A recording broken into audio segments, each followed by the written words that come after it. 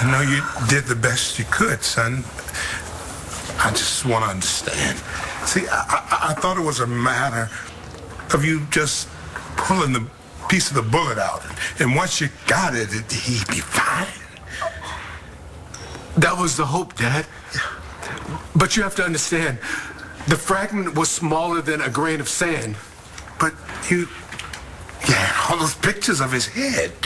Yeah, but seeing the fragment and actually removing it are two different things. Look, Ma, you remember when Sean and I were little kids, we'd run around barefoot and sometimes we'd get splinters? Yeah, you were always getting those. Yeah, and you'd go out and get the needle and the tweezers and... My glasses. Yeah, and then you'd have to dig in there. And sometimes it'd be hard to get to even though you could see it and it looked easy, but it wasn't. And sometimes you'd have to dig deeper and we'd holler and... So you had to dig for the thing? Yeah, Dad. I pulled the fragment out and a piece of it broke off and it got embedded in the wall of the vessel and I was afraid to leave it there. So you got it. You got all the pieces, right? So he can just heal up. No. Look, unfortunately, a brain is not a foot. It's a very delicate thing.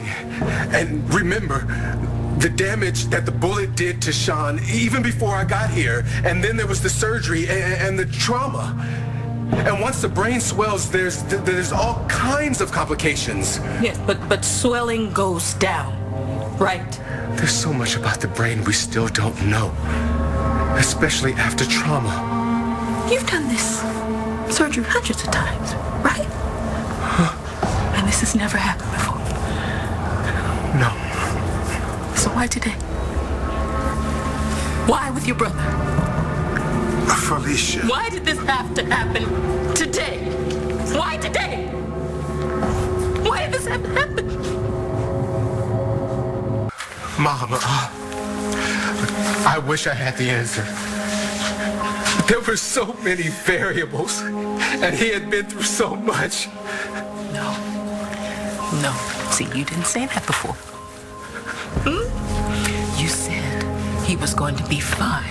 Felicia, we know that he did the best he could. And I failed. I failed Sean. I failed all of you.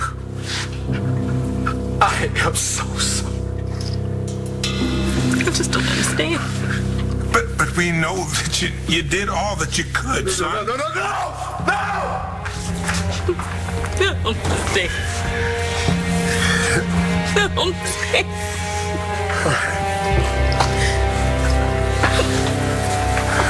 Would you like me to take you down to recovery? I don't understand. Thank you. Come on, honey. Come on, let's go look in on Sean.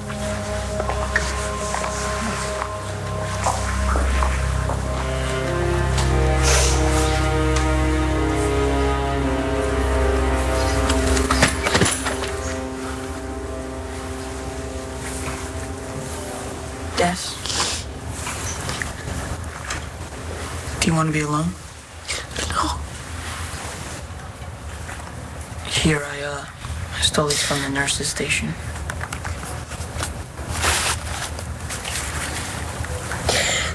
I don't get how this could happen. Greg is the best. He's perfect. Maybe it didn't have anything to do with Greg. I mean, Sean was shot. But he was okay. You saw him. He was talking and smiling. Greg said he could fix him. All Sean had to do is trust him and he would be okay. He promised me that he had it under control. That all he had to do was pull out the fragment and Sean would be fine. If Sean hadn't gone into cardiac arrest, I mean... You're blaming this on Sean? No. I'm blaming it on the thug who shot him.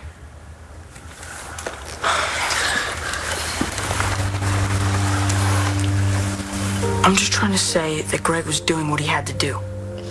He didn't have a choice. I mean, he couldn't leave that piece of bullet where it was.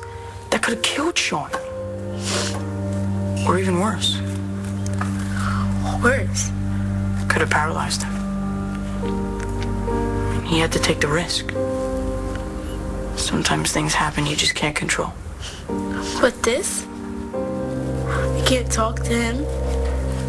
Can't tell him how sorry I am. Sorry for what?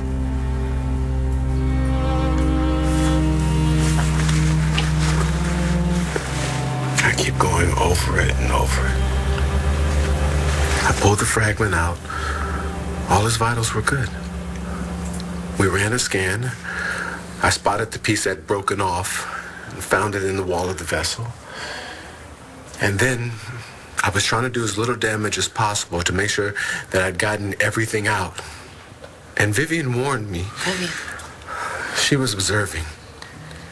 She was saying, "You're going in too deep."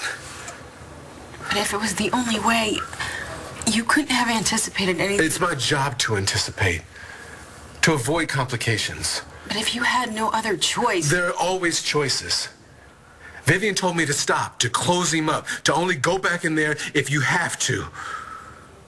If you left that fragment in, it would have killed him. And now, my brother's in a coma. And knowing Sean, he'd rather be dead.